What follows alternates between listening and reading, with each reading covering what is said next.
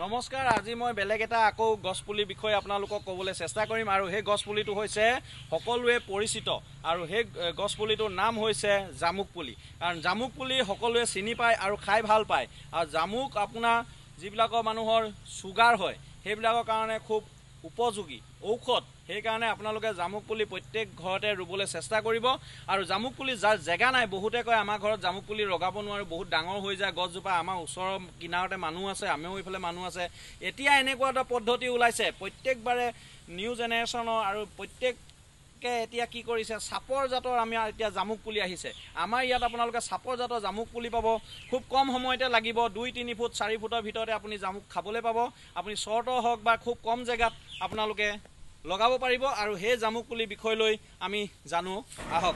এনেকুৱা গছ পুলিৰ বিষয়ে পাই থাকিবৰ কাৰণে আপোনালোকে চেনেলটো ছাবস্ক্ৰাইব কৰি দিব আৰু পাৰিলে লাইক এটা কৰি দিব। এইটো হ'ল আমাৰ যিটো আমাৰ বৰ জামুক বুলি কয় ক'লা জামুকটো।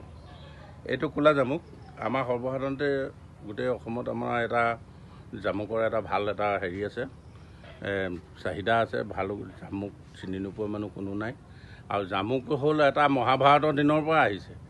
গতিকে এতিয়া আগতে আছিলে মহাভাৰতৰ দিনত এইটো জামুক বৰ ওখ ওখ গছ, ভীমে জোকাৰি পাৰিছিলে, ভীম গছত উঠি পেলাই পাৰিছিলে, তেনেকুৱা ধৰণৰ কথা। আজিকালি এইটো নহয়। এতিয়া আপুনি এই 2 ফুট 3 ফুটৰ ওখতে আপুনি জামুকটো নিজে কৰি খাব পাৰে। এইটো হ'ল গ্ৰাফটিং। এইটো গ্ৰাফটিং কৰি পেলাই জামুকটো কৰা হৈছে। সেইটো কাৰণে এই জামুকটো চাপৰতে লগা আৰম্ভ কৰিছে। আপুনি এইটো ড্ৰামত বা চাদৰ ওপৰতো আপুনি জামুকটো কৰি খাব পাৰে। এতিয়া জামুক চব কি ধুনীয়া চেহেৰা জামুক লাগি আছে, কিন্তু গোটেইজোপাই লাগিছিলে। এটা বতৰৰ প্ৰতিকূলৰ কাৰণে কিছুমান ফুল এইবোৰৰ পৰা সৰি গ'ল। এই সৰি যোৱাৰ কাৰণে জামুকখিনি গোটেইখিনি আপোনাৰ নাপালোঁ। এতিয়া যিকেইটা জামুক পাইছোঁ যথেষ্ট পাইছোঁ বুলি ধৰি ল'ব পাৰি। গতিকে এইজোপা এইবুলি প্ৰথম লগা আৰম্ভ কৰিছে। আৰু জামুকটো হ'ল এনেকুৱা ধৰণৰ, ইয়াত সকলো নিৰোগী ৰোগী বুলি চবে সকলোৱে খাব পাৰে। এইটো আপোনাৰ ডায়েবেটিছৰ মহৌ ঔষধ বুলি কৈ দিলেও ভুল নহ'ব।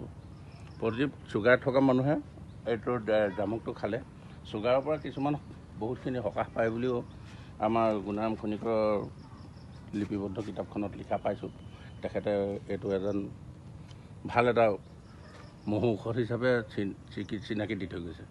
গতিকে তেনেকুৱা কিছুমান আমি পাইছোঁ। এইটো জামুকটো আমাৰ সৰ্বসাধাৰণতে প্ৰত্যেকৰ ঘৰত এজোপা থকাটো একেবাৰে বাঞ্ছনীয়। পুলি পায় নাপায়? পুলি আমাৰ ওচৰত পাব। আপুনি যেনেকুৱা লাগে গ্ৰাফটিঙৰ লাগে বা গ্ৰাফটিং নোহোৱা লাগে। যদি গ্ৰাফটিঙৰ লাগে আপুনি 1 বছৰ বা 2 বছৰৰ ভিতৰত আপুনি ফল খাবলৈ পাব। যদি আপোনাৰ গ্ৰাফটিঙৰ নালাগে, বোলে নহয় এনেই মোক সৰ্বসাধাৰণ প্লেন পুলি লাগে, তেতিয়াহ'লে সেইটোও পাব। আপুনি খালি টাইম ল'ব, আপুনি 4-5 বছৰৰ পাছত আপুনি ফল খাবলৈ পাব। গতিকে সেইজোপা গছ তেতিয়া ওখ হ'ব। আৰু গতিকে জামুকৰ বিষয়লৈ মই আৰু